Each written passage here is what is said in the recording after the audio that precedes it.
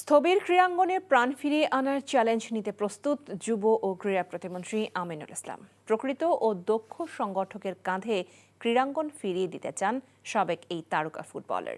ক্রিকেটে অস্থিরতা কমানোর সঙ্গে সাফ ফুটবলের শিরোপা পুনরুদ্ধারে সর্বোচ্চ সহযোগিতার কথা জানান সাবেক এই গোলরক্ষক। মমিনুর রিপনের রিপোর্ট।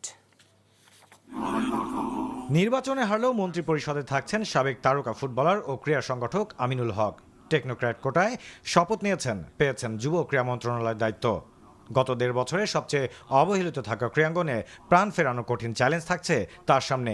এই দুরবস্থা কাটাতে ক্রীড়াঙ্গনের দায়িত্ব যোগ্য ব্যক্তিদের হাতে তুলে দিতে চান আমিনুল। আমি চাই যে খেলাধুলার ভিতরে যাতে রাজনৈতিকরণ না করা হয়, দলীয়করণ না করা হয়, এবং যারা খেলাধুলাকে ভালোবাসে, যারা ক্রীড়াঙ্গনকে ভালোবাসে, সেই মানুষগুলোকে আমরা স্পোর্টসের বিভিন্ন সেক্টরে দায়িত্ব দিতে চাই।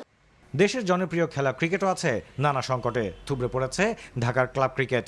বুলবুল নেতৃত্বাধীন এই বোর্ডকে দীর্ঘদিন ধরেই অবৈধ বলে আসছেন আমিনুল নিজেও। ক্রিকেট বোর্ডের নির্বাচন নিয়ে আমি বিগত সময় বলেছি, এখনো বলছি যে অনেক প্রশ্নবিদ্ধ একটি নির্বাচন হয়েছে, বাট যেহেতু এখন একটি দায়িত্বশীল জায়গায় রয়েছি, আমি তাদের সাথে বসে আলোচনার মাধ্যমে এবং আমার যারা ক্রীড়া সাংবাদিক আছেন আপনাদের মাধ্যমে বসে এটাকে কি করণীয় যায়, কিভাবে এটাকে আমরা উতরিয়ে ভালো একটি পর্যায়ে যেতে পারি। কারণ আপনার আমার সবার উদ্দেশ্য কিন্তু একটাই, সেটা হচ্ছে ভালোর দিকে যাওয়া। সাবেক খেলোয়াড় হিসেবে ফুটবল নিয়েও বেশ হতাশ আমিনুল। 2003 সালে দেশকে যে শিরোপা এনে দিয়েছিলেন তা এখন অধরাই হয়ে গেছে।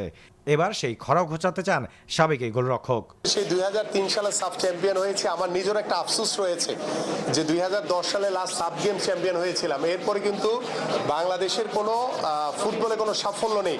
শুধু আমাদের মেয়েরা ভালো ফুটবল খেলেছে, মেয়েদের দ্বারা অনেক সাফল্য আমরা পেয়েছি। সো আই হোপ যে আমিও আপনাদের সাথে আশাবাদী যে আগামীর যে সাফ, সেই সাফে যাতে ভালো কিছু করতে পারি, এবং সেই সাফে ভালো কিছু করার জন্য আমার সরকারের পক্ষ থেকে, আমার পক্ষ থেকে যা যা করণীয় আছে সর্বোচ্চটুকু আমরা করব। Mominur Ripon, NTV news, Dhaka.